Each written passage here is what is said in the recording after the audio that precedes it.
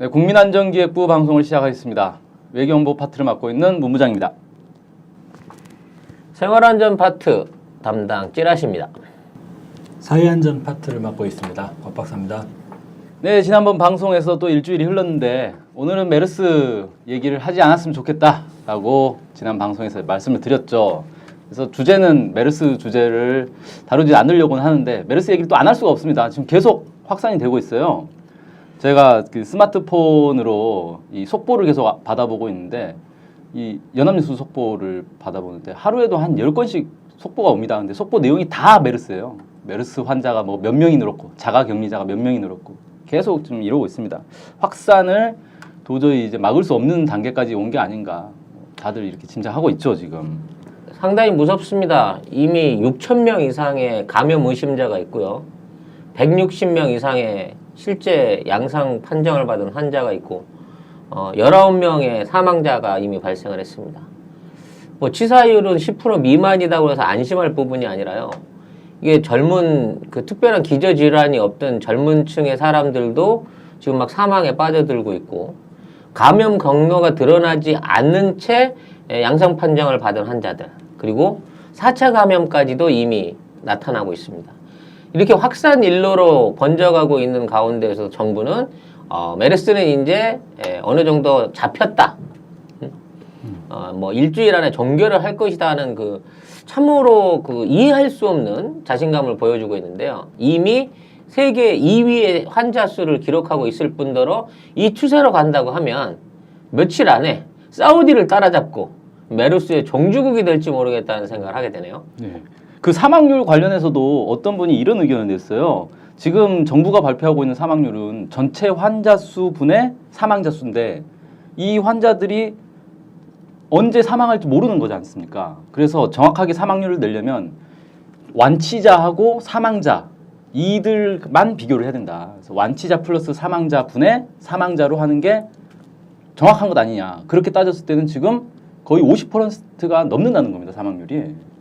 사실 그렇죠. 지금 아직 진행 중인 상황에 있는 분들이 많으니까요. 네. 100명이 넘는 그 환자분들이 아직 투병 중에 있는 상황이기 그렇죠. 때문에 근데 문제는 그 추가 감염 내지는 그 추가 확산을 방지하기 위한 방식이 자가격리라고 하는 이 말도 안 되는 방식. 그러니까 알아서 당신이 집에서 남들한테 옮기지 말고 있어 하는 이런 무책임한 방식에 의존하고 있다는 것도 문제가 있고요. 가장 그 모든 환자의 70% 이상이 양산되고 있는 삼성병원에 대한 전격적인 폐쇄나 그에 대한 역학조사가 전혀 이루어지지 않고 있다는 점도 이건 매우 의심스러운 일이라고 봐야 되겠습니다. 지금 삼성병원이 거의 우리나라 메르스의 거의 진원지. 네, 진원지처럼 돼버리지 않았습니까? 진원지이자 거의 유일한 확산지죠. 네. 그렇죠. 아무튼 거기만 갔다 오면 다 걸리는 좀 상황이에요. 심지어는 일하고 있는 의료진 및 그 비정규직 근로자들까지도 전부 이렇게 감염 증세를 보여주고 있다는 것 자체는 이거는 메르스가 어디서 환자가 삼성병원에 모여든 것이 아니라 삼성병원이 병을 전체적으로 갖고 있는 상황에서 그 근거리에 있는 사람들한테 감염을 시키고 있는 게 아닌가 싶은 의심을 해볼 수 없게 만드는 부분입니다. 오는 족족 다 걸리고 있습니다 지금. 참. 아무튼 이 관련해서 또 재밌는 사건이 하나 있었어요. 이 박근혜 정부가 메르스에 대해서 정말 이 무대책으로 일관하고 있을 때 서울시장 박원순 시장이 상당히 강경한 조치들을 초반에 취하면서 국민들의 인기를 좀 끌지 않았습니까? 그러니까 갑자기 의료혁신투쟁위원회라는 곳이 박원순 시장을 고발을 했습니다. 그리고 고발하고 2시간 있다가 협회를 창립을 하죠. 네. 정확하게는 5일 날 고발을 했는데 발족식 자체는 14일 날 했어요. 그러니까 그 전에 뭐 홈페이지만 일단 만들어 놓고 고발하고 발족식은 한참 후에 대단한 조직입니다. 자, 우리나라에서만 가능한 고발이고요. 그런 고발을 받아서 검찰과 경찰이 신속하게 수사에 들어갔다는 것도 코미디입니다. 이게 누가 봐도 짜고 치는 고스톱 아니겠습니까? 그렇죠. 검찰이 나서서 수사하기는 부담되니까 어디 단체 하나 만들어가지고 거기서 고발을 해주는 식으로. 참, 그러니까 메르스를 잡으라는 메르스는 안 잡고 메르스를 잡으려는 사람을 잡고 있는 이 정부의 태도가 정말 이 상태로 메르스를 과연 한국 정부가 잡을 수 있겠는가 전혀 신뢰가 가지 않고 있죠.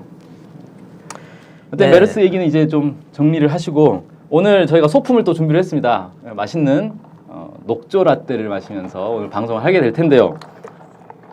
먹어보니까 상당히 맛있어요. 설탕을 얼마나 넣었는지. 녹조 라떼라고 제가 방금 그랬죠? 녹차 라떼라고 안 하고 이게 원래 제품 이름은 녹차 라떼인데 녹차 라떼 하면 바로 떠오르는 게 또 있지 않습니까? 우리 4대강 녹조 라떼. 오늘은 좀 4대강 사업 어떤 문제가 있는지 국민 건강에 어떤 영향을 좀 악영향을 끼치고 있는지 이런 것들 한번 살펴보도록 하겠습니다.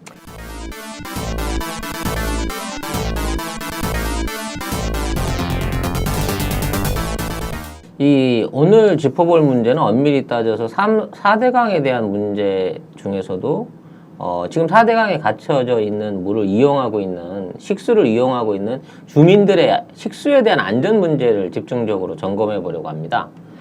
먼저 4대강이라고 하는 사업이 22조 원 가까운 혈세를 투입해서 전국에 16개가 넘는 보를 쌓았죠.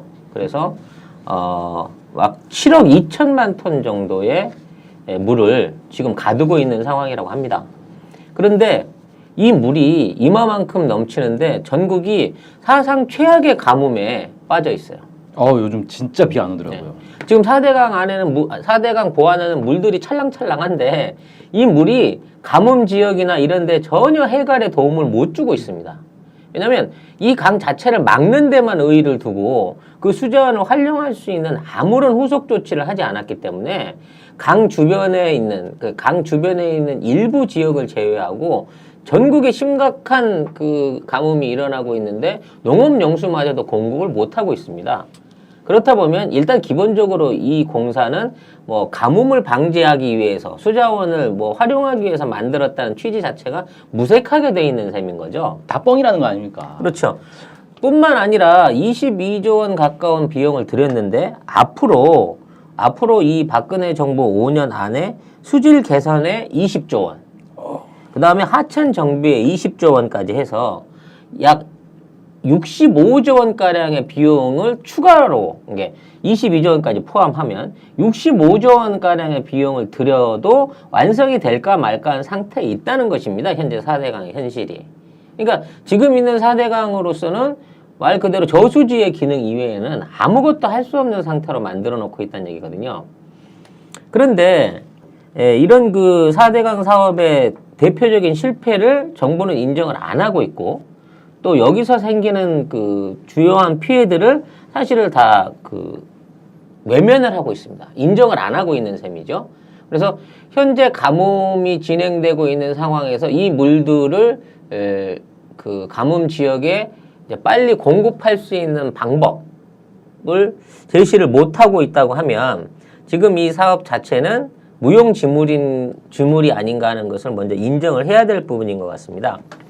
오늘 집중적으로 얘기를 해보려고 하는 것은 낙동강을 주변으로 한 낙동강 8개 보와 2개 댐을 합친 낙동강의 수질과 그 구조물에 대한 위험성을 좀 지적을 해봐야 될 것 같습니다. 먼저 이제 왜 낙동강이냐 하는 부분에서 말씀을 드리자고 하면 이 낙동강은 이 4대강 사업비 중에 60% 이상의 사업비가 집중적으로 쏟아부어진 지역입니다.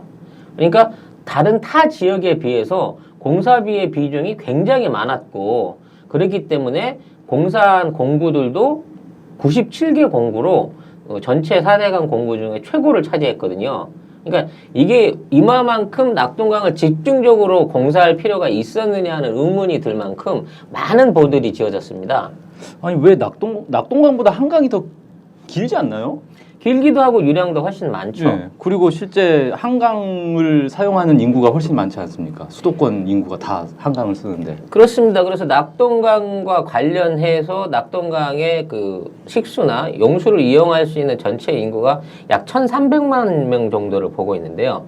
그런데 반해서 이마만큼 많은 공사가 이루어졌다는 것은 이건 어떤 실태조사나 필요성에 의한 것보다는 정치적인 목적에 의해서 공사가 기획되지 않았나는 의심을 가져보게 하는 부분입니다. 4대강의 필요가 아니라 정권의 필요에 의해서 뭐 조금 더 엄밀하게 말하면 돈, 공사비 공사비. 어느 지역에 돈을 풀 것인가? 이 그리고 문제인 거죠. 그 공사를 지역 기업들이 따가지고 대기업한테 하청을 주는 이런 말도 안 되는 어떤 공사 구조를 보여준 게 낙동강 공고거든요. 그게 그 이명박 대통령의 고향이 포항이라서 그런 관련이 있을까요? 이명박 대통령은 좀 신기한 인물이잖아요.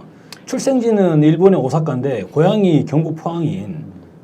아무튼 그 부분에 대해서는 포항의 대부이자 상황으로 불리는 이상득 의원이 직간접적인 뭐 연결이 있다는 많은 설들이 있습니다만은 아직까지 뭐 정식적으로 밝혀진 바는 없습니다. 근데 이 공고에 관련돼 있는 모든 업체들이 공사 단합을 했다는 그래서 과징금을 수천억 원대를 맞았다는 얘기가 있어요. 그게 뭔 얘기냐면 일반적으로 공사를 비용을 정산을 할 때는 총 공사비가 100억이다 하면 보통 60% 내외의 낙찰을 보게끔 돼 있다고 합니다. 이제 입찰을 붙이게 되면 근데 여기는 거의 수의 계약에 가까운 그 낙찰이 됨으로 인해 갖고 공사비의 97%가량을 건설업체들이 계약을 해갔다는 거예요. 그 과정에서 생긴 단합으로 인한 이익금이 엄청나게 발생을 했다는 얘기죠. 뭐 일단은 뭐 정치적인 뭐 문제는 추후에 법에서 시시비비를 가릴 문제고요. 지금 현재 낙동강에 있는 보의 구조적인 위험성을 지적하지 않을 수가 없습니다. 그건 무슨 얘기냐면 낙동강이란 강 자체는 다른 강하고 다르게 그 모래 위주로 돼 있는 모래 땅이 이제 주 그 땅으로 돼 있는 셈이거든요. 강 바닥이 모래로 많이. 강 바닥이 이제 모래로 근본돼 있고 그 바닥 안에도 그 사암 같은 전체적인 안반들이 약한 그 토질 구조를 가지고 있습니다.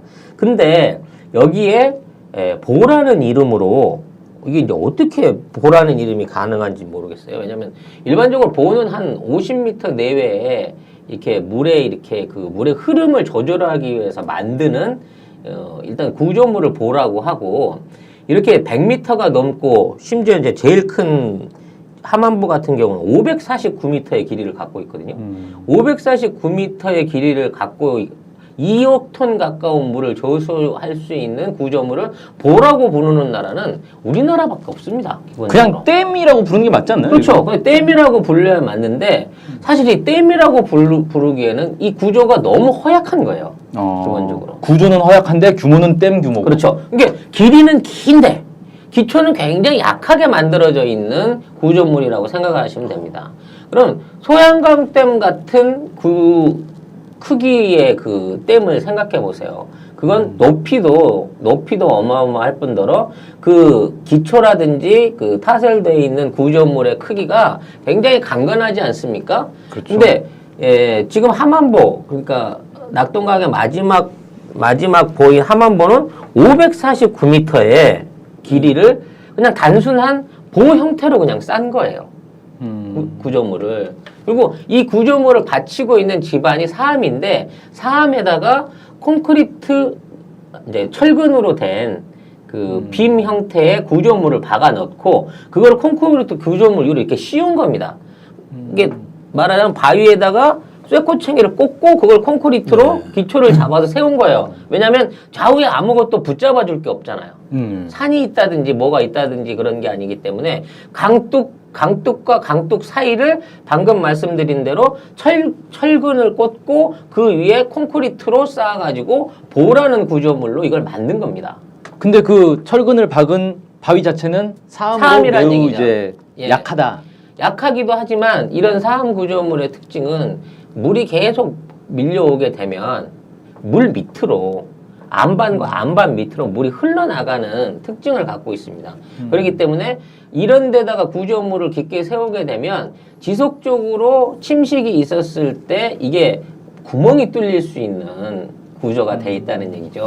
실제로 낙동강 그 수계에 예전에 4대강 사업을 하기 전에요. 그러니까 이제 80년대나 90년대 때는 낙동강이 자주 범람을 하니까 실제로 찌라시님 말씀하신 대로 낙동강 보면 평소에 낙동강 다닐 때 보면 낙동강에 저는 매번 이제 야 저게 어떻게 강인가라는 생각이 들어요. 왜냐면은 모래사장이 상당히 좀 이제 모래톱이 상당히 많이 있어요. 그래서 해변가처럼. 그냥 보면 강바닥이 드러나 있는 건 아닌가라는 착각이 들 정도로 그 모래가 많이 있습니다. 근데 그것이 여름에 장마철이 되면 일시적으로 범람을 하게 되는데 그래서 낙동강 주변에 이제 뚝을 많이 건설을 해왔죠. 그러니까 주변에 강물이 여름에 넘치지 않느라고 이제 뚝을 건설했는데 그 뚝들이 가끔씩 이제 붕괴가 되는 적이 있어요. 그러면 한 번씩 이제 홍수가 터지는 그런 상황이 있었어요. 근데 그런 부분들을 보게 된다면 낙동강의 이제 안반지대가 상당히 취약하다. 이 부분은 맞는 지적이죠. 일단 549m의 이 보를 전체적으로 콘크리트 한 구조물로만 막았다고 하면 그나마 어느 정도 그 구조물에 대한 그 안전성을 좀 인정해 줄 만한데 이게 또 그 회전식 수문을 144m에 달하는 수문을 그 구조를 만들어 놨어요. 그러니까 이게 이제 한꺼번에 보를 갖다가 쭉 일괄적으로 콘크리트 타설을 한 게 아니라 부분 콘크리트 타설을 한 보드를 중간에서 끼워 맞춘 후에 연결하는 형태로 만들어 놨다는 얘기입니다. 그러니까 일괄 타설이 안 돼 있기 때문에 그 보와 보 틈 사이로 지금도 계속 물이 새고 있어요. 그리고 이 보가 이제 수문을 여는데 이 수문의 크기가 너무 비정상적으로 큽니다. 이걸 놓고 혹자들은 저거는 수문이 아니라 관문이다. 나중에 대운하를 대비한 운하를 대비한 대운하로? 관문의 형태로 만들었기 때문에 구조물이 저렇게 된 거다 하고 인정하고 있지만 정작 공사 당사자들은 그 사실을 인정하고 있지는 않죠. 그건 단순한 회전식 수문이라고 얘기를 합니다. 이는 뭐냐면 이런 수문 구조 자체가 이 강 한가운데 있기 때문에 좌우에서 받는 압력에 이게 취약하다는 얘기예요. 그래서 쉽게 말씀드리면 구조물 자체가 이렇게 그 강을 가로막고 서 있는 가운데 그 응력을 받고 있는 댐이 점점 더 수압에 의해서 휘어지거나 변형될 수 있는 위험 요소를 갖고 있다는 겁니다. 그리고 이 댐, 이 수문 좌우로 해가지고 지하에서 이 엄청난 그 쇄골 현상이 생기고 있어요. 즉, 그 밀려오는 그 물의 수압에 의해 가지고 지금 있는 구조물 자체 밑으로 흙들이 파여나가서 그 부분에 이제 거대한 그 웅덩이가 생기는 현상이 생기고 있거든요. 근데 이 정부에서는 이거를 그 피해 내력을 감추고 이제 보수 공사를 계속 진행을 함으로 인해 가지고 그 피해 사실을 감추고 있지만 이런 쇄골이 계속 진행된다고 하는 얘기는 이 구조물 자체의 위험성이 상당히 지금 위태로운 상태에 있다는 걸 자인하고 있는 것이나 마찬가지라고 봐집니다. 따라서 지금 있는 상황에서 어떤 그 보에 대한 특별한 보강 기술을 완비를 하지 못한다고 하면 이거는 그 보 밑으로 내지는 보 옆으로 물길이 뚫릴 수 있는 현상이 되고요. 대량의 물이 쏟아지는 홍수기 때 가서는 이 보가 견디질 못하고 무너지는 게 아닌가 하는 그런 상황도 초래를 할 수 있다는 거죠. 얘기를 듣고 보니까 예전에 우리 방송했던 제2롯데월드와 좀 유사성이 있네요. 예, 그렇습니다. 밑으로 이렇게 물이 계속 스며 들어가고 있고 이를 집안을 점점 약화시켜가지고 결국엔 이제 한꺼번에 무너질 수 있다. 그래서 만일 이 2억 톤을 담고 있는 하만보가 무너진다고 하면 그 창녕 이하에 남아있는 특히나 이제 부산이나 그 고리 주변을 포함한 부산 일대 전역이 엄청난 홍수 피해를 입을 수 있는 영향력이 있고요. 지금 있는 상태에서 물을 가둬놓고 있는 상황에서도 사실은 부산에서는 지금 홍수 피해가 지난 여름에도 생겼습니다. 그 이유가 뭐냐면 물의 흐름이 너무 급격하게 늦어지면서 하천 수위가 높아졌거든요. 무려 3.1m가 높아졌습니다. 낙동강 하천이 이 보공사를 통해 가지고 그러다 보니까 예전에는 비가 왔을 때 잘 빠지던 하수가 정상적으로 빠져나가지 못하고 정체되는 현상이 생기는 거예요. 즉 예. 방파제 바깥쪽에 있는 물이 너무 차올라 있기 때문에 옛날에는 되던 자연 배수가 지연이 됨으로 인해 가지고 도심지 안에 물이 차는 이런 홍수 현상을 만들어내고 있다는 얘기죠. 도시에 비가 내리면 그 비가 하수구로 쭉쭉 빠져줘야 되는데 그쵸. 낙동강 쪽으로 빠져나가줘야 되는데 낙동강에 물이 차버리니까 물이 안 빠지는 거죠. 그렇죠. 네, 그래서 이제 도시에 바로 홍수가 나버리는. 그러니까 별다른 원인 없이 부산 지역에 침수 피해가 생기고 있는 것도 지금 있는 보의 영향이 일부를 차지하고 있다라고 설명을 드릴 수 있을 것 같습니다. 별다른 원인이 없다는 것 자체가 이제 그거죠. 4대강이 완전히 명백한 원인이다. 네, 명백한 원인인데 왜냐하면 4대강이 원인이라고 누가 말하겠어요. 누가 그런 말 하겠어. 그러면 당장 뭐 그냥 공무원 자리 잘릴 것 같은데. 아무튼 이 그 낙동강에 있는 8개의 보들은 사실 이렇게 다 필요가 없는 보들인 경우가 많습니다. 필요 이상으로 많은 보들을 지었기 때문에 이로 인해서 낙동강의 그 하천의 흐름은 다른 일반적인 공사를 했던 하천의 흐름에 비해서 엄청나게 많이 느려졌어요. 그 한강이나 금강 같은 경우에 막 1.8배, 1.5배 정도의 유속이 늦어졌다라고 평가가 되는데 반해서 낙동강인 경우는 요거는 곽 박사님이 그 조사해 오신 자료를 좀 설명을 해주시죠. 4대강 사업 이후에 낙동강의 유속이 상당히 많이 정체가 됐습니다. 그 구미보와 칠곡보 구간 이러면 이제 대략 뭐 여러분이 행정구역 쪽으로 생각을 하시면 구미에서 칠곡 정도 그 사이 정도가 된다고 보시면 되겠어요. 거기에 보면 평소에는 이제 0.6시간 대략 한 30분 좀 넘으면은 물이 지나가던 것이 24시간으로 증가를 했죠. 와, 그럼 몇 배? 30분에 빠지던 물이 하루가 걸리는 거죠. 이 하루가 걸린다고 치면 자 27km를 하루에 흘러간다 물이. 그러면 1시간에 1km를 흘러가는 거죠. 슬슬 걸어가는 것만도 못하죠. 걸어가는 거 시험 중간에 걸어가도 1시간에 4km는 가요. 네. 그러면 이거는 이제 걸어가는 게 아니라 사실 뭐 기어가는 수준. 물이 정체했다. 네, 이렇게 보시면 되겠습니다. 사실 이거는 거의 뭐 추석, 설, 명절 기간에 경부고속도로다. 거의 뭐 그런 수준이 되는 거죠. 그리고 낙담부에서 구미보 구간. 이 구간도 못지 않습니다. 평소에 한 40분 정도 걸리던 것이 벌써 16시간이 걸리고 있어요. 24배나 증가해버렸죠. 네. 그리고 칠곡에서 강정보 구간. 이 구간도 26시간. 그래서 전체적으로 본다면 평상시 1시간도 안 돼가지고 물이 쭉 빠지던 구간들이 하루가 걸린다는 거예요. 물이 빠지는데. 그러면 토탈 잡으면은 뭐 대구 인근을 지나가는데 며칠씩 3일 정도 걸려버리는 상황이 되죠. 이 더위에. 기존의 물 흐름이 이제 30-40배 정도 이렇게 느려지게 됨으로 인해 가지고 그렇죠. 물이 거의 그 멈춰 있는 고여 있는 상태와 마찬가지가 된 것이고요.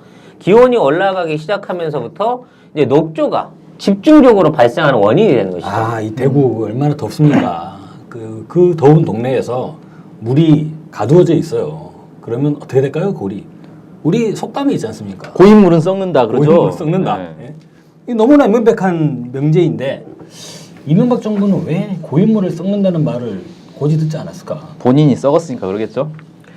아무튼 이거는 굉장히 그 중요한 원인으로 인식이 되어야 됩니다. 왜냐하면 다른 쪽에 한강이라든지 섬진강 같은 뭐 섬진강은 여기 영산강이죠. 영산강이죠. 영산강 같은 경우, 금강 같은 경우에는 평균적으로 0.1배에서 0.2배 정도의 유량 저하가 일어나는데 이쪽 부분 낙동강에서 40배 가까운 그 유속이 느려졌다는 거는 결국 쓸데없는 보를 너무 많이 세웠다는 이거는 물을 그냥 가두었다는 거예요. 증거인 거고요. 그러니까 쉽게 말하면 낙동강이 아니라 낙동호. 그렇죠. 무슨 연못이 돼버리는. 통으로 그냥 낙동호. 네. 기다란 연못이 돼. 나중에 이제 한국지리에 문제가 새로 나와야 되겠어요. 대한민국에서 가장 긴 연못은 어디인가요? 그러면 낙동호. 낙동호. 사실상 정체에 있으니까 이게 무슨 뭐 강입니까? 대한민국의 이제 3대 강으로 이제 바뀌는 건가요? 가두어져 있는 거죠. 3대 강과 하나의 거대 호수로 나타나는 건가?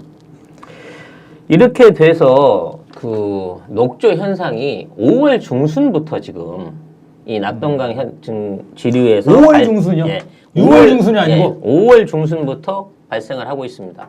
작년 같은 경우에는 5월 말일 날 첫 녹조에 대한 그 경보가 있었는데 이번에는 5월 보름 정도 빠른 5월 15일경부터 5월 10일부터 이미 8일 날 이제 처음 발견되기 시작해서 10일 날부터는 이제 본격적으로 퍼져나가기 시작했고 현재는 낙동강 중류 대부분 지역이 현재 녹조의 띠를 이루고 있는 상황이라고 합니다. 요는 이런 내용으로 봐서 이제 이 녹조 의한 피해가 이제 5월부터 거의 10월까지 1년에 6개월 이상을 상존하고 있는 상태가 지속되지 않을까 하는 것이 문제가 되는 것이죠. 결론으로는 이제 낙동강의 물을 이명박 정부가 다 가두어 버린 결과 통째로 썩어버렸다. 그래서 이 녹조에 대해서는 사실상 기후로 인해서 발생하는 재난이기 때문에 대처할 방식이 없습니다. 그냥 모터보트를 타고 막 갈거나 수중에서 콤바인을 통해서 녹조를 긁어 올리거나 뭐 황토나 녹조 제거제를 뿌리는 것 정도로 그냥 눈가림만 하고 있는 정도의 수습이 계속되고 있는데요. 이것만으로는 근본적인 녹조를 해결할 수가 없는 것이죠. 제가 녹조를 해결하는 지금 이제 전 세계에서 녹조 해결하는 방법 뭐 몇 가지 이게 소개가 돼 있던데 뭐 한 5가지가 있더라고요. 뭐 황토를 뿌리는 방법, 그 다음에 이제 화학 약품을 뿌리는 방법, 그 다음에 이 녹조를 먹는 이 생물들을 푸는 방법, 그 다음에 이 전기 분해를 하는 방법, 그 다음에 초음파를 사용하는 방법 이런 것들이 있는데 일단 문제는 뭐냐면 대부분의 방법들이 이걸 이제 대규모로 살포를 했을 때 사용했을 때 환경에 어떤 영향을 주는지가 아직 완벽하게 검증이 안 됐다는 거예요. 그러니까 황토를 뿌리는 것 외에는 아직까지는 이걸 해도 생태계에 영향을 안 주겠는지 이런 것들이 검증이 안 됐기 때문에 실제로 이걸 사용해서 녹조를 없애도 녹조보다 더 무서운 게 또 나타날 수가 있다는 거죠. 이렇게 녹조가 확산되기 시작하면 이 낙동강물을 상수원으로 하는 그 모든 지자체들이 이게 이제 비상 상황이 가게 되거든요. 이 녹조의 주성분인 그 남조류의 세포에는 간 질환을 유발시키는 그 마이크로시스티스라는 그 독소가 항상 이게 배출이 되게 돼 있습니다. 근데 이와 함께 그 클로로필 A라고 하는 그 또 하나의 그 녹조에서 발생하는 독소들이 이미 이제 잔존해서 생겨져 나고 있는 상황이거든요. 근데 이게 기본적으로 그 정수장 안에서 고도 정수라고 불리는 고도 정수 처리를 거치게 되면 걸릴 수가 있는 게 사실입니다만 구미 이전에 있는 그 정수장을 제외하고는 이 장치가 없다는 겁니다. 아, 이게 대구광역시는 있는데 그렇죠. 경상북도는 없는. 그렇죠. 그래서 네. 구미보다 그 이하에 있는 네. 이 구미 이하에 있는 나머지 정수장 안에서는 구미, 성주, 칠곡 이쪽에 예. 박근혜 그때- 대통령 지지율 제일 높은 데인데. 네. 이쪽에서는 고도 정수장치 없는 상태에서 그냥 녹조를 가라앉혀서 식수로 이용을 하고 있다는 거예요. 독성은 근데 안 없어질 거 아니에요? 그렇죠. 독성은 안 없어지는 거죠. 물론 이게 얼마만큼의 ppm을 그 유출을 하고 있는지 그 농도에 대해서는 뭐 11 마이크로그램 정도를 얘기를 하고 있어요. 그 입방미터다. 이 정도 수치가 건강에 어떤 영향을 미치느냐 하는 것은 아직 뭐 정확하게 나와 있지는 않습니다만 여기에 장복을 하게 되면 결국 간질환을 일으킨다는 거에 대해서는 밝혀져 있는 바거든요. 그리고 이 녹조를 걸러내기 위해서는 이 녹조가 자체적으로 가라앉지 않기 때문에 물에 뜨기 때문에 그 알루미늄이 함유되어 있는 그 침전제를 쓰게 돼 있거든요. 이 안에서도 화학물질들이 발생을 하는데 녹조가 진해지면 진해질수록 그 사용량이 많아지고 있다는 겁니다. 그래서 대구 상수도 사업소에서도 고도 정수 시설을 갖추고 있음에도 이 부분에 대해서 수질 안전을 걱정하고 있는 상황이고 또 이런 화학물질과 그 불소들이 수도 안에 들어가는 불소들이 같이 어떤 상호작용을 일으켜가지고 또 다른 발암물질을 만들어낼 수도 있다는 경고가 뒤따르고 있는데 이 부분에 대해서 이제 전혀 신경조차 쓸 수가 없는 상황인 거죠. 먹기에 기본적으로 급급하니까. 뭐 상수원 정수하는 비용이 갈수록 늘어나겠네요. 그래서 지금 똥물을 수돗물을 만들려니까 얼마나 돈이 많이 들겠어요. 그렇죠. 지금 이제 낙동강의 물을 거의 3급수로 보고 있는 상황인데 이거면은 조금 깨끗한 공장 폐수를 걸러서 식수로 만들어 먹고 있다고 해도 과언이 아닌 상황인 거죠. 이 정도 되면. 근데 대구까지는 그나마 괜찮은데 아까 말씀하신 그 아래로 구미, 칠곡 이하 부산까지 있는 정수장에는 이런 고도 정수 처리가 전혀 안 되고 있다는 얘기입니다. 현재로서는. 그럼 1년에 한 절반 정도는 녹조가 발생하는데 그 기간 동안에는 그냥 어떤 위험이 있을지는 모르겠지만 어쨌든 기준치는 그래도 통과했다는 거 아닙니까? 그러니까 그렇죠. 공급하겠죠. 아직 피해 사례가 나오진 않았다. 뭐 이런 정도이고 이게 지금 할 수 있는 최선이다 정도에서 물을 공급하고 있는 거죠. 요는 이 낙동강을 이용하고 있는 1,300만 그 주민들 같은 경우에는 다른 대체 수원이 거의 없다는 게 더 큰 문제란 말이죠. 미우나 고우나 낙동강 물을 걸러 먹어야 되는 상황인 거예요. 그래서 저기 대구 우리 부모님이 서울 오시면 딱 아리수 참 좋네 뭐 이런 말씀하시거든요. 아리수 뭐가 좋습니까 하는데 와 아리수 옥수수 좋은데 막 그러세요. 물이 막 매끌매끌하다는 거예요. 낙동강 물에 비하면 아리수는 최고의 물이다. 그래서 그런 말씀하시나? 하여튼 그 분들이 실제적으로 지역에서 체험하고 계시는 어떤 그 물에 대한 그 신뢰성 내지는 그 현재 물의 품질이라고 하는 것은 실제 다른 지역에서 있는 사람들은 그 직접 보지 않고는 그 모를 부분이고요. 식수로 이용하는 분들이 뭐 얼마나 계실지는 잘 모르겠어요. 근데 거의 아마 식수로 수돗물을 그대로 이용하는 분은 안 계실 것 같아요. 거의 다 생수를 사 드시거나 아니면 이제 정수를 이용하시거나 그렇게 할 것 같습니다. 근데 문제는 식당이죠. 대규모 식당. 그리고 이런 유들의 그 물들이 어차피 뭐 세면용으로 됐든 생활용수로 해서 지속적으로 공급이 되고 있다는 거는 이게 상존하는 위협이죠. 네. 이 물로 결국 빨래는 해야 될 거 아닙니까? 설거지는 해야 되고 그걸로 샤워는 해야 되니까. 네, 그걸로 생수를 쓸 수는 없잖아요. 아니 여름에 샤워를 안 할 수는 없잖아요. 네. 샤워를 한 번씩 해야 되는데 그래서 아토피가 늘어나나. 그래서 이런 피해들이 점점 늘어나고 있는 부분에 대해서 아직 그 식수에 대한 다른 대안을 내놓고 있지를 못하다는 겁니다. 그래서 뭐 기장 앞바다에서 바닷물을 끌어올려서 정수를 쓰겠다는 거. 그럼 원자력 발전소에서 지금 배출수가 나오는 그 앞에서 그 물을 그 물을 갖다 정수를 해서 뭐 생수로 쓰는 계획을 잡고 있다는 동.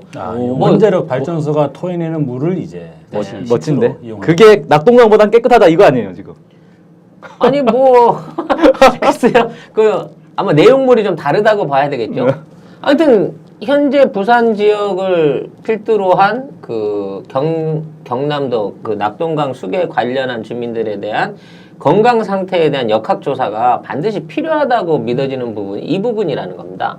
근데 또 하나 이제 여기서 플러스 알파를 해야 될 점은 이런 녹조류가 창궐하고 있는 지역이 이제 한강 수계권으로 또는 영산강 수계권으로 확대되고 있다는 겁니다. 그죠. 날씨는 더워지니까. 이제는 서울도 덥잖아요. 대구만 더운 게 아니라. 이제 어느 정도 흘러내려가고 있는 낙동강 같은 경우는 정말 심각한 사태라 이거는 뭐 어떻게든 유속을 정상화시키지 않으면 이 녹조를 예방할 방법이 없는데 정상화시킨다는 방법은 댐을 트는 수밖에 없거든요. 보문을 열면 되는 거 아닙니까? 그러니까 보문을 열더라도 보문을 상시적으로 열어야 그 유속이 유지가 되는 거거든요. 모든 보가 동시에. 그래서 이건 지금 구조적으로 발생한 문제지 않습니까? 흐르는 강물을 못 흐르게 막았기 때문에 나타난 문제인데 이 문제의 근본적 해결책은 물은 흘러야 한다. 보를 없애는 거죠.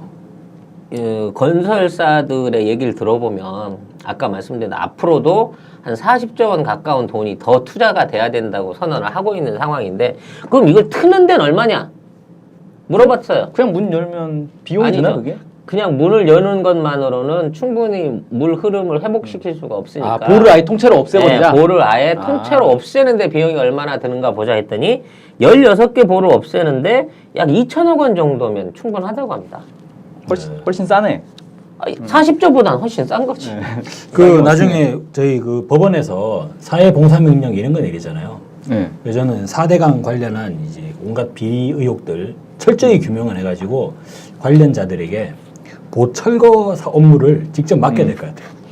근데요, 그거를 안 해도 될 만한 게 16개 보 중에 지금 11개 보에서 균열과 누수가 발견되고 있거든요. 그러면 가만히 두면 알아서 깨져 나가게 된. 지금 저게 가만히 둔 상태에서 피치 못할 역시 자연의 힘은 정말 위대합니다. 500mm 이상의 폭우가 쏟아지게 된다고 하면 이 현재 있는 구조물들 대부분이 견디지 못할 공산이 큽니다. 거의 뭐 하늘의 권위에 도전했던 바벨탑을 쌓던 인간들을 보는 듯한 강물의 이 권위에 도전해서 이 낙동강에 신이 놀라셨나? 아, 근데 그게 사실 이제 무너지면 물은 흐를 텐데 그 콘크리트 조각들이 이제 다 흘러내리면서 강물에 그냥 가라앉아 있을 거 아닙니까? 그건 뭐 작살 나는 거죠. 네, 뭐. 피해자 선택이 그거를 뭐. 이제 생각을 해서 그 침식 작용을 생각해서 사전에 계획적으로 폭발을 해서 드러내는 비용이 2천억 원 정도 되는 거고요. 네. 사실 콘크리트가 부서져서 이렇게 물에 흘러내려간다고 하면 어차피 시간은 걸리지만 그 물의 흐름에 견뎌낼 수 있는 구조물은 세상에 없습니다. 네. 그 안에서 다 뽀개져 버리겠죠. 근데 이제 그런 최악의 상황이 가기 전에 우리가 정신을 차리고 인위적으로라도 지금에 있는 수계를 복원해야 된다고 하는 부분이 명제이겠습니다만 아무튼 당면에 있는 우리가 물은 먹고 살아야 될 거 아닙니까? 그러니까 이제 우리나라가 그 잠정적인 물 부족 국가인데 사실 그게 우리나라 사람들이 물을 전 세계 사람들 중에 최고로 많이 쓴다고 그래요. 거진 뭐 1인당 하루에 400리터 가까운 물을 쓴다고 하네요. 어떻게 평균이 난지는 모르지만. 그러니까 우리가 씻고 입고 빨래하고 마시고 뭐 화장실에서 흘리고 뭐 이런 것들이 약 그 400리터 가까운 물을 소모를 한다고 해요. 일인당이요? 예, 1인당. 야, 그렇게 많이 쓰죠. 예. 그러니까 이제 뭐 전체적인 공업용수까지 다 합쳐서 뭐 평균적으로 나눴기 때문에 그런다고 볼 수 있습니다만은 스스로 가만히 생각해 보세요. 내가 화장실에서 물을 몇 번을 내렸고 오늘 4월 안에 물을 얼마를 썼을까 하고 생각해 보면 선진국 수준이 200리터 수준은 훨씬 넘는 만큼 우리가 물을 펑펑 쓰고 있는 건 사실일 겁니다. 근데 이제 이마만한 그 물 사용을 하는 데 있어서 우리가 간과하고 있는 게 뭐냐면 먹는 부분이었거든요. 그동안 우리가 물을 허드렛 물로 쓰는 거는 굉장히 싸게 잘 썼는데 먹는 부분에 있는 거는 우리가 어느 순간부터 굉장히 조심하기 시작했단 말이죠. 왜냐하면 물이 건강에 미치는 영향을 우리는 이제 누구보다 잘 알고 있었으니까. 그래서 한때는 이제 수돗물도 완전은 하지가 않다고 해서 지금 대부분의 가정들이 정수기를 쓰거나 생수를 먹고 있고 그렇죠. 직접 수돗물을 음용하는 집도 다 이렇게 끓이거나 네. 차를 끓이거나 하는 방식으로 이제 물을 마시고 있는 상황인 겁니다. 그렇기 때문에 이 마시는 부분에 대한 소모가 많지 않다 보니 직접적으로 우리가 이걸 그 삶의 위협으로 느끼지 못하고 지금까지 수자원 관리를 해오지 않았나 싶어요. 근데 우리나라의 마시는 물 수준의 그 물 비용은 이미 기름값을 초월해 있다고 봐도 과언이 아닙니다. 그 실제로 저는 그런 걸 한번 해보고 싶어요. 그 우리나라 수돗물 괜찮다. 아리수 선전하시던 예전에 오세훈 전 시장님 아니면 뭐 지금 새누리당에 있는 당직자 지금 최근에 김무성 대표는 뭐 마스크도 안 하고 막 돌아다니시던데. 그런데 과연 그분들 집에 한번 들어가서 정수기가 있는지 없는지 생수를 사다 먹는지 네, 안 먹는지 한번 살펴볼 필요는 있다고 봐요. 그럼 과연 수돗물로 밥을 지어서 드시는지 뭐 아우 목마른 데서 싱크대에서 물 받아서 그냥 마실까? 박근혜 대통령 물은 어떻게 준비할까요? 우리 또 우리 국가의 또 중심이라고 막 이야기하는데 저도 그분이 그 청와대에서 아리수 받아서 직접 드실 거라고 생각하지 않습니다만 아무튼 중요한 건 뭐냐면 이렇게 이제 물에 대한 그 소비가 해퍼지고 물에 대한 어떤 가격의 편차가 굉장히 틀리게 나타나고 있는 거예요. 어찌 보면 농업용수로 쓰는 물, 공업용수로 쓰는 물, 생활용수로 쓰는 물, 그리고 우리가 마시는 물. 근데 이 기준이 이제 조금씩 가격 대비 인상이 시작되고 있다는 얘기입니다. 네. 이미 4대강 사업을 하면서 4대강 사업에서의 사업비를 매년 3% 이상씩 수도세를 올린다고 이미 계획서에서 밝혀놓고 있어요. 아 그럼 아까 그 이야기가 현실화되는 거군요. 그렇죠. 그러니까 강물이 똥물이니까 똥물을 식수로 만들려면 얼마나 돈이 들겠어요. 그러면 물이 더러워지는 만큼 수도세는 올라갈 수밖에 없는. 그러니까 물을 이제 이쪽 원리는 그거죠. 물을 구조적으로 잘 활용하기 위한 구조물을 만들고 그런 과정을 거쳐서 발생하는 비용이 있으므로 네. 그 부분은 수익자한테 돌아가야 되는 것이고 그 수익자는 국민이기 때문에 전체적으로 물 이용금을 3%씩 올린다라는 계획을 잡고 있단 말이죠. 근데 이 3%라는 수치가 단순해 보이지만요. 이게 굉장히 무서운 수치입니다. 3%씩 15년을 올리면 물값이 2배가 돼요. 그렇게 되겠죠. 예. 네. 근데 이런 인상폭이 3%를 뛰어넘고 있다는 얘기입니다, 지금. 아. 그러다 못해 이 물 사업 자체를 민영화하겠다 하는 정부의 내부적인 그 어떤 정책이 진행 중이라는 얘기입니다. 물 사업을 민영화한 미래를 그린 영화가 최근에 개봉이 됐던데요. 매드맥스라고. 그거 이전에도 실제적으로 그 베네수엘라나 남미의 콜롬비아나 남미에 있는 국가들이 물 사업을 민영화해서 해외 자본한테 넘겼다가 물값이 막 10배 이상 폭등을 하고 그 물을 구하지 못한 일반 서민들이 더러운 물을 마실 수밖에 없는 환경에서 막 괴질로 죽게 되는 이런 실제적인 국제적인 사례들이 있습니다. 그렇기 때문에 물을 민영화한다는 것 자체는 국민의 기본권을 위협하는 굉장히 위험한 발상일 수 있거든요. 근데 이런 사업들을 공공연하게 진행하려고 하는 정부의 논리가 지금 있는 물이 오염되고 식수 수자원이 부족하고 이런 부분에 대해서 대비를 해야 된다라는 원리도 있고 또 이런 우리가 개발한 식수 자체를 전 세계와 공유해야 된다. 이런 게 말도 안 되는 소리도 있어요. 우리나라에서 생긴 그 남은 수자원들을 해외에 수출하고 이런 식의 또 얘기들도 사업 구성 안에 들어가 있는 거 보면 아니 물 부족하다면서요. 그러니까 이게 우리가 글로벌 어떤 그 자본 대자본에 의한 그 물의 경제의 침략 이런 것들도 이거 한번 준비를 해야 된다는 얘기가 나오는 거죠. 말 그대로 수자원을 독점하고 그거를 사업화할 수 있는 또 그거를 개인 기업이나 일부가 권리를 독점한다고 하게 되는 거는 이건 사실 우리 생사 여탈권을 쥐고 있는 데 대한 위협이 될 수 있는 상황이거든요. 그래서 그런 사업의 진행을 빨리 막고 기존에 있는 망쳐버린 4대강을 정상화시키지 못하면 우리 생활 자체에 직접적인 위협으로 다가올 것이라는 거를 경고를 우리가 받고 있어야 된다는 얘기입니다. 특히나 이번에 그 녹조 사태를 대비해서 정부나 이 대부분 환경단체들이 어떤 양쪽의 대립각을 세우고 있는 부분이 4대강 때문에 일어난 것이 아니다. 4대강은 앞으로도 계속 존속되어야 되고 4대강의 가치로 인해 가지고 앞으로 우리 수자원이라든지 이걸 관리에 큰 이득을 볼 것이라고 주장을 하고 있는데 그런 논리에 반해서 지금 가뭄이라든지 이 오염이라든지 지금 있는 주민의 피해들이 너무 언론에 공개가 안 되고 있어요. 실제적으로. 지금 이렇게 그 낙동강 주변 유역에 있는 분들이 거의 똥물에 가까운 물을 걸러서 억지로 사용하고 있는 사안을 왜 지금에 있는 언론이나 정부가 정확하게 공개를 해놓지 않고 있느냐 하는 부분도 큰 문제라는 얘기입니다. 이거는 시민환경단체들이 스스로 나서가지고 이것들에 대한 문제를 끊임없이 제기를 해야 되는데 왜 제기를 안 하는 것 같습니까? 제기를 안 하고 있네요 지금? 아무 데서도 지금 드러나 있질 않잖아요. 제기를 하는데 잘리는 거 아닐까요? 언로가 막혀 있다? 네. 그렇다고 하면 우리라도 더더욱 널리 알려야 되지 않을까요? 이런 식으로? 그럼 우리 4대강 사업을 왜 했죠?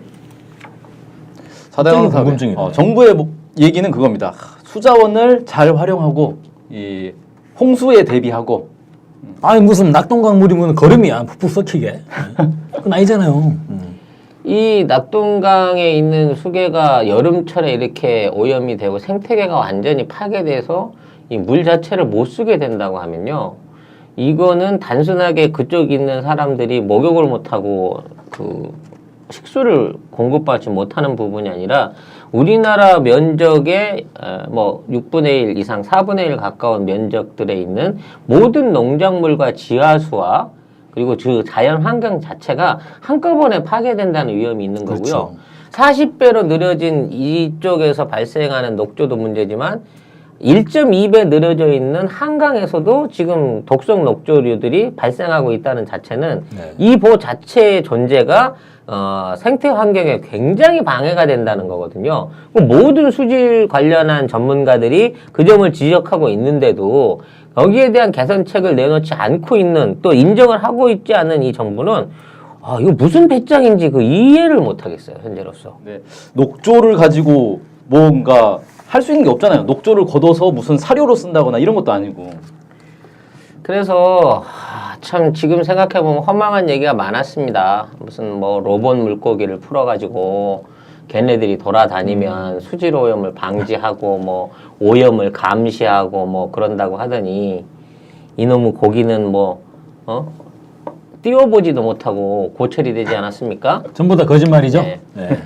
뭐 공사비 뭐 모래 팔아가지고 뭐 한다고 하더니 퍼내갖고 준솔토를 쌓아놨는데 그걸 처리를 못해가지고 관리비용만 1년에 몇십억씩 들이고 그게 모래 바람으로 날려가지고 주변에 있는 사람들은 또 주변에 때 아닌 황사 현상을 겪기도 한다 그래요. 참 아주 또 보를 세움으로 인해서 그 수위가 높아짐으로 인해 가지고 주변 농경지가 전부 이제 물이 차오르는 현상. 침수되는 문제. 네, 침수되는 문제로 인해서 보호 주변 농경지들의 피해가 막강하다고도 보고가 되고 있고 또 이 보호로 인한 그 유속의 변화로 인해 가지고 주변 그 하천들의 땅들이 전부 이렇게 침식이 돼 가지고 교량이나 이런 어떤 다리에 있는 그 강 위에 해놨던 구조물들의 기초 지반들이 다 드러나갖고 붕괴 위기에 지금 와 있다고도 합니다. 그러니까 그 4대강 말고 그 지류들. 그렇죠. 그 지류들이 이제 피해를 보고 있는 것이죠. 뿐만 아니라 그 4대강 안에서의 구조물의 침식은 더 말할 나위도 없고 그로 인해서 이제 거의 모든 어족들이 다 폐사하고 있는 면적이 점점 더 넓어져 가고 있기 때문에 이 부분에 있어서 그 일어날 수 있는 피해는 이게 직감적인 이외에 눈에 보이지 않는 피해까지 감안하게 되면 어마어마한 수준의 피해를 일으키고 있는 거거든요. 이게 대한민국의 어떤 이제 핏줄이라고 할 수 있는 이 4대강, 4개의 큰 강이 다 지금 죽음의 강으로 변화하고 있고 그 중에 이제 가장 심한 게 낙동강이다. 아니, 뭐 낙동강은 이제 완전히 죽었고 이미 죽었. 나머지 강은 이제 죽어가고 있고. 그러니까 쉽게 말하면 이제 주요 동맥이 4개가 있는데 이제 오른팔 동맥은 거의 지금 뭐 이미 끊겼고 피가 거의 썩었네요 이제. 근데 이제 문제는 이겁니다. 국내에 있는 건설 토목 업체들이 4대강 사업 때만 하더라도 하여튼 국가에서 나오는 22조 원이라는 어마어마한 그 SOC 자금들을 쪽쪽 뽑아 먹을 수 있었으니까 어느 정도 이제 먹고 살았는데 이제 그만한 게 없다 보니까 또 새로운 먹잇감이 필요한 거예요. 그래서 이 4대강 주변 친수구역 정비공사라는 걸 하려고 합니다. 그러니까 강 주변에다가 아파트도 짓고 뭐 위락시설도 짓고 뭐 이렇게 해가지고 강 주변을 전체적으로 재개발해가지고 다시 어떤 토목붐을 일으켜 보려는 시도도 일어나고 있다는 것이죠. 무한 반 끊임없이 돈을 투입할 수 있네요. 끊임없는 돈벌이가 되겠네요. 그렇게 돈을 처바르면 처바를수록 4대강을 철거할 수 있는 그 명분이 점점 더 적어지는 거예요. 철거를 못하게 되죠. 예, 점점 더 돈이 많이 들게 되고 나중에 가서는 이 천문학적 비용을 어떻게 물고 이걸 메모를 하냐 하는 부분이 생긴다는 것입니다. 그거랑 같네요. 부실 채권이 작으면 그 채권을 삭감하면 문제가 없는데 부실 채권이 커지면 은행을 쥐고 흔들지 않습니까? 그렇죠. 빚는 사람이 빚쟁이가 큰 소리를 치게 되는 그럼 이제 거잖아요. 4대강도 22조라서 지금 이런 정에 나오는데 그래, 100조 이렇게 때려 박아버리고 배짜라고 들어누워 버리면 이제 끝난다는 거죠.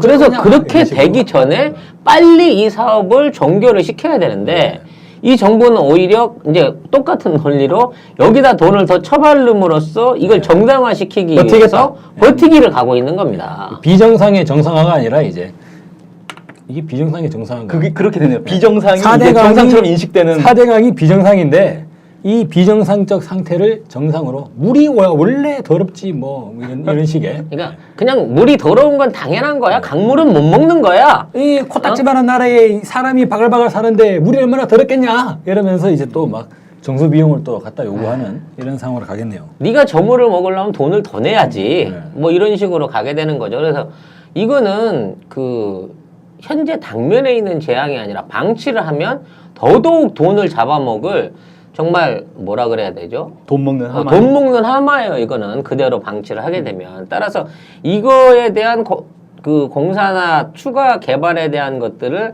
완전히 배제시키고 빨리 이거를 복원할 수 있는 어떤 그 국민적인 운동 내지는 그 어떤 그런 정치권이든 뭐 어디에서든 나서가지고 지금 있는 4대강 살리기를 다시 해야 된다는 겁니다.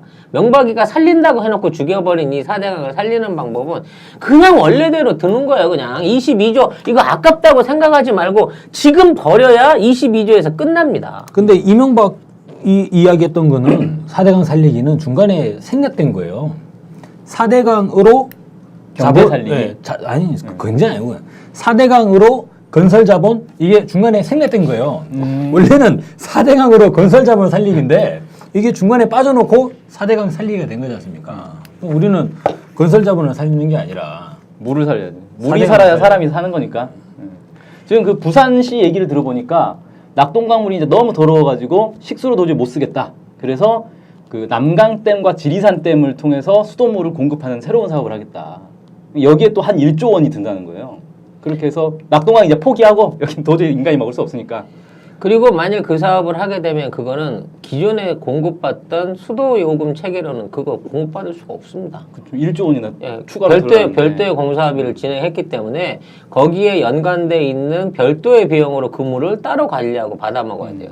실제로 부산에 있는 인구 중에 절반은 외지에서 끌어온 물을 먹고 있고 절반은 아직도 낙동강의 물을 정수해서 먹고 있습니다. 근데 그 지역의 분계가 어떻게 나눠져 있는지 아는 주민들은 사실 드물어요. 어느 동네가 어떤 물을 먹는지는 아무도 그렇죠. 모른다.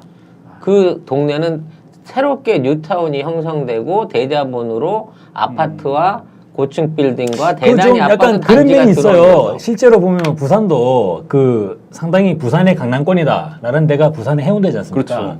근데 해운대가 낙동강 수계에서 제일 멀리 떨어져 있거든요. 제일 더러운 물을 아니죠. 아니, 그러니까 제일 그 물을 멀리 떨어져 있죠. 갖다 먹을 수가 없는 거지. 어차피 낙동강에서 물을 끌어올 수 그리고 없으니까. 대구광역시도 보면 대구광역시도 대구에서 좀 먹고 산다고 하는 사람들은 주로 수성구에 살고 있어요. 네. 그 낙동강 수계에서 제일 멀리 떨어진 데예요. 거기가. 아 그럼 새로운 이제 땅값 지형이 나오는 건가요? 낙동강에서 멀수록 땅이 비싸고. 그리고 이제 낙동강에서- 실제로 대구광역시에서 낙동강 권역에 있는 그 성서공단 쪽에 주로 공단들이 좀 들어와 있죠. 그래서 뭐 제3세계 외국인 노동자들이 많이 거주하시고 그러긴 한데 이 이상하게 강물로 다가갈수록 소득 수준이 낮아지는 이런 현상이 나타나네. 이 새로운 그러니까 4대강 사업의 새로운 지금 뭔가요? 있는 상황으로 방치를 하면 4대강은 하수구의 기능 이외에는 할 수 없는 강이 돼버립니다. 하지만 하수구도 못 하졌습니까? 네. 다 막아버렸는데 지금. 이제 원래 낙동강은 진짜 그 패널 사고가 있기만 전만 해도 아 그렇죠. 네. 우리나라에서 가장 깨끗하고 유량이 많았고 예. 자연 습지가 가장 많았던 강이었습니다. 근데 그 낙동강을 처절하게 파헤쳐서 그 모든 습지들을 거의 완벽하게 없앤 게 낙동강이고 그런 하천 정지 작업을 통해 가지고 유속을 40배를 느리게 만들어서 녹조의 강을 만든 게 4대강 사업입니다. 이런 부분에 있어서 피해를 보고 계시는 많은 국민들이 특히 지역 주민들이 분개하시고 시정을 요구를 하셔야 되는데 이걸 모르고 계시는 건지 아니면 아직도 어떤 믿음과 사랑이 충만하신 고향이라서 그런 것인지 지금의 이런 사태에 대해서 좀 안타깝기 짝이 없습니다. 저는 어릴 때 저희 외갓집이 낙동강 변에 있었어요. 그 경남 창녕과 고령 사이에 있었는데 어릴 때 그 나룻배 있잖아요. 나룻배 타보셨어요? 네, 저는 초등학교 저학년 때 초등학교 한 고학년이 되니까 나룻배가 없어졌더라고요. 근데 초등학교 저학년 때는 나룻배를 타고 낙동강을 이제 왔다 갔다 건넜던 기억이 있거든요. 근데 그때 다녔던 낙동강은 진짜 그 운치 있고 깨끗하고 예, 뭐 요즘으로 치면 어릴 때 그 막 그 소설책에 나오는 뭐 그런 이제 느낌이었는데 그랬던 낙동강이 녹차라떼가 돼버렸다니 정말 돌아버리겠습니다. 아주 그냥. 지금 그 4대강의 피해는요 단순하게 강물의 피해에서 그치지 않고 그 강이 흘러나가는 바다의 피해로 연안 가까운 바다의 오염을 가중시키는 또 결정적인 역할들을 하고 있습니다. 근데 이제 또 이러다가 남해안 또 적조 또 녹조가 이제 적조로 또 변해서 나온 거 아니에요?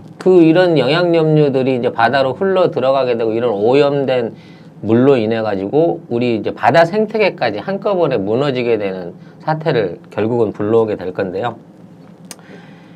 이런 부분에 있어서의 그 인식과 어떤 준비가 전혀 이루어지지 않고 조직화되지 못하고 있는 현실이 참 안타까울 뿐입니다.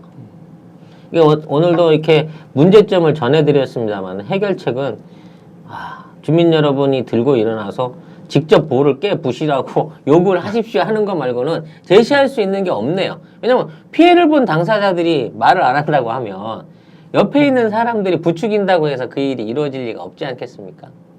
네. 전 국민이 해머를 들고 가서 볼을 하나씩 깨는 거 외에는 정말 답이 없는 건가?